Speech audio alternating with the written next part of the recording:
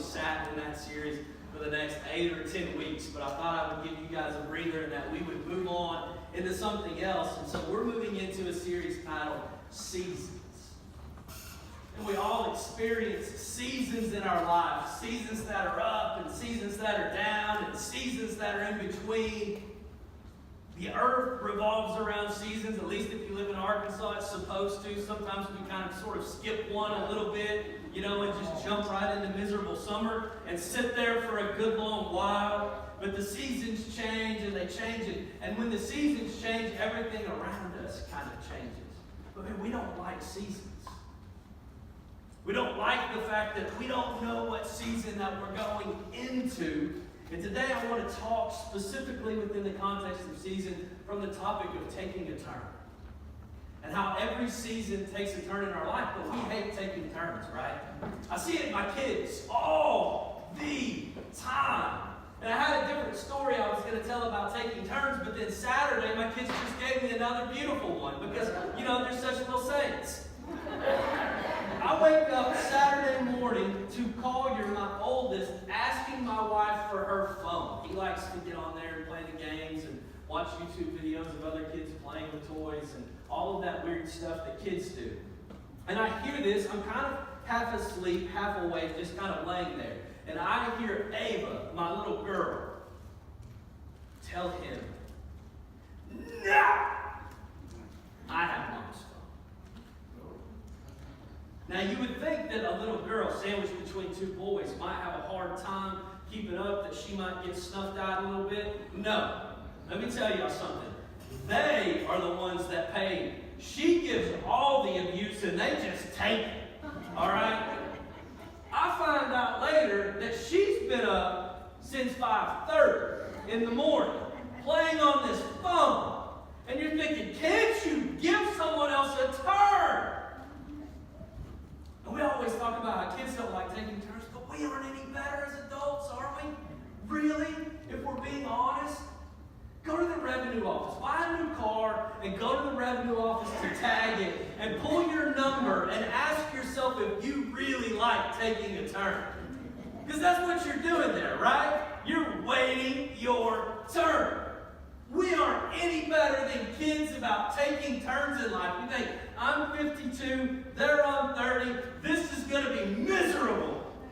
And so we sit there in our chairs and judge everyone, right? Just me. There's 3 of us in this room that are being honest today. That's good. Better than 0. We sit there and we think, if that person just had their stuff ready, then it would go faster. And we watch the workers and we think, man, window 3, she doesn't have it together. She must be new.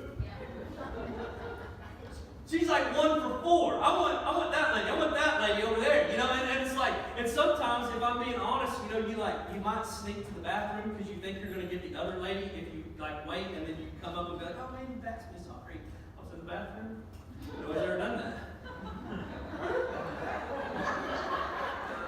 Now everybody's going to. Hey, I'm just sharing some wisdom here, guys. Now, I'm on a time schedule.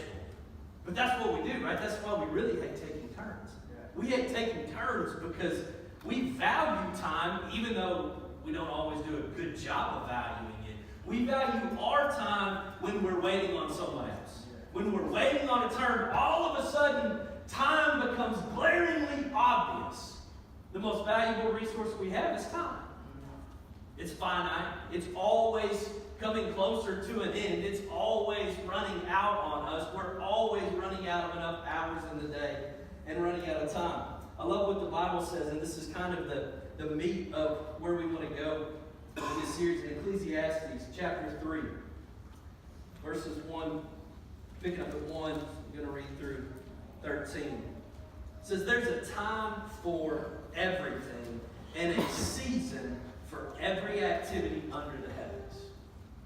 A time to be born and a time to die, a time to plant and a time to uproot, a time to kill and a time to heal, a time to tear down and a time to build, a time to weep and a time to laugh, a time to mourn and a time to dance, a time to scatter stones and a time to gather, a time to embrace and a time to refrain from embracing, a time to search and a time to give up, a time to keep and a time to throw away, a time to tear and a time to mend, a time to be silent and a time to speak, a time to love and a time to hate, a time for war and a time for peace.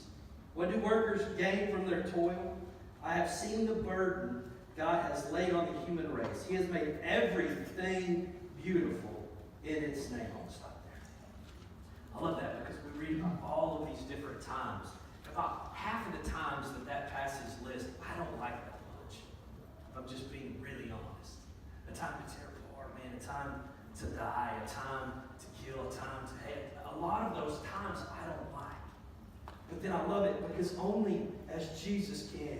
It says he has made everything beautiful in its time. He has also set eternity in the human heart, yet no one can fathom what God has done from beginning to end. I remember kind of struggling with this concept of seasons at one point in my life. It's an ongoing struggle. In case you're wondering, I don't like seasons any more than the next. I like the good ones, don't like the bad ones. I like to be up, don't like to be down. But the truth of life is that we live most of it in the middle, if we're just being really honest. There's not a whole lot bad. There's not maybe all those things that we're chalking up to great. And I remember kind of clinging to this passage at one point because we can't fathom what God has done from beginning to end. We don't always understand the entirety of the season that we're in because we can't fathom God's time. We can't fathom what he's done from the very beginning to the very end. And at some point in your life when you say, hey, I don't understand everything about my life, and that's okay. I know that God sent his son Jesus to die on the cross for my sins, that he loves me unconditionally, and that one day I get to sit at the right hand of the Father in heaven. You begin to view your seasons a little bit differently. You say, I don't have to be in control of every season. I don't have to be in control of all of the time. I know that there is nothing better for people than to be happy and to be good while they live. That each of them may eat and drink and find satisfaction in all their toil. This is the gift of God. I love it because he makes everything good. I want to pick up in Deuteronomy chapter 34. We're going to read quite a bit today.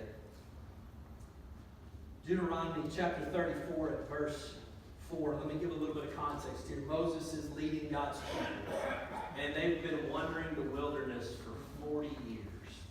And they enter into this season, a really long 40-year season, where God says, in Numbers, we see that God points out that they have sinned against him, and he's leaving them to wander for 40 years until this generation has died off. And Moses is in charge of that. Don't you want to be the leader of that season?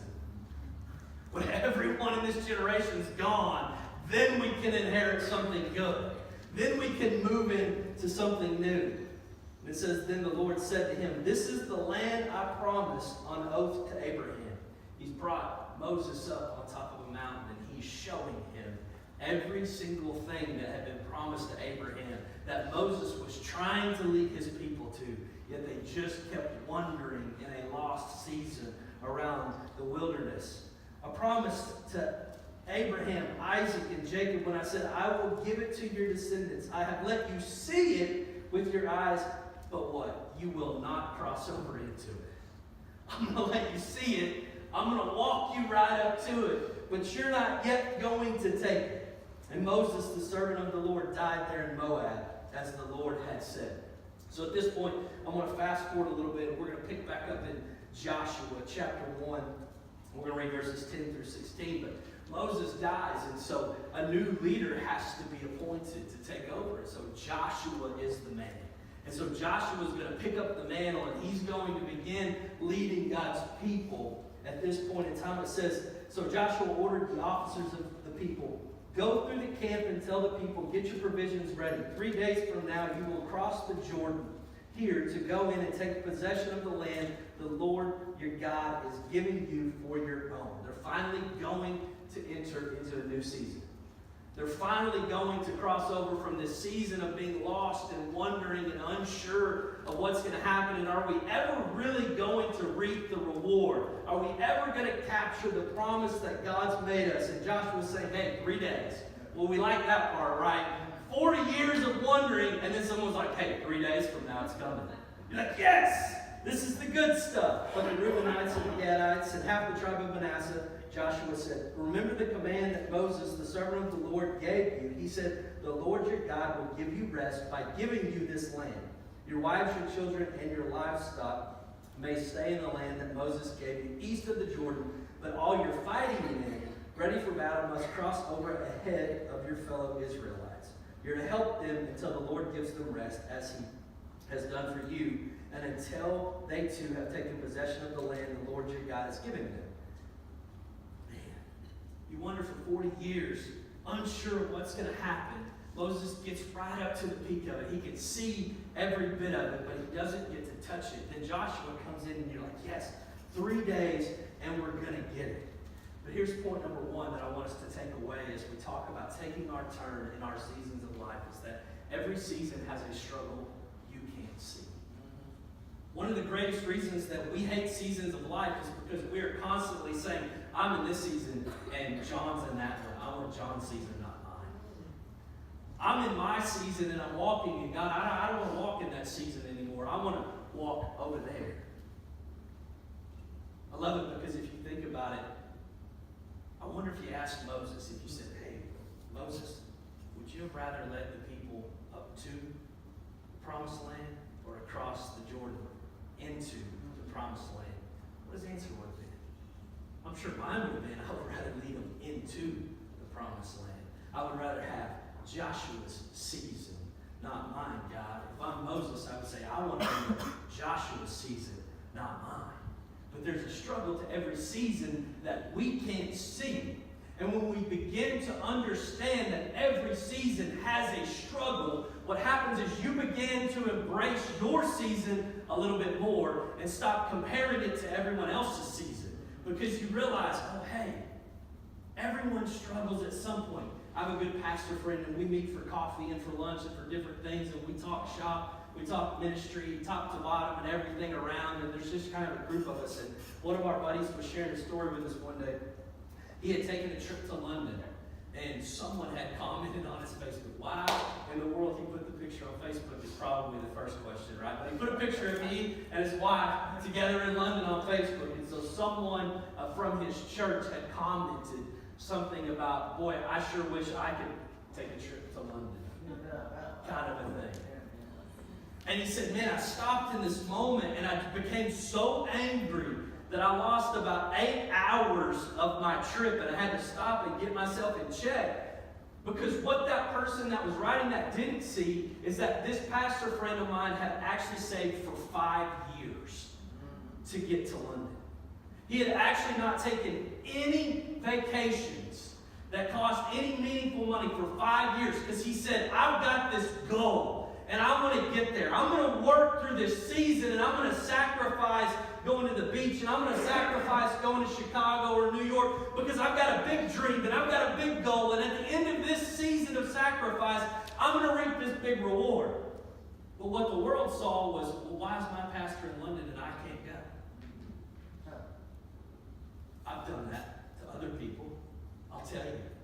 I remember when I first got out of law school and I was practicing law, and it felt like such a grind. And you see people around you, and it's like, man, they're finding success and things are going on in their life, and you can't help but say, I wish I was in that season of my law practice. I was in that season of what was going on. Or you look at these other churches, and it's easy as the guy that stands up here and says, man, I want that season. Man, what's that season like when 10,000 people show up every Sunday? Like, what's that season like? But the truth is, there's a struggle in those seasons. I wanted it when I was a young lawyer. And what I realized in that moment was that I can sit and envy these guys, or I can go make friends with them, and maybe they'll share a little secret sauce with me. You know what I'm saying? Put a little secret sauce on it, and all of a sudden you enter that season, and then you get into the season, a little nip at the heels of their season, and you think, well, I don't know that other season. I haven't been all that bad. Every season has a struggle. There's not one single season that doesn't have a struggle.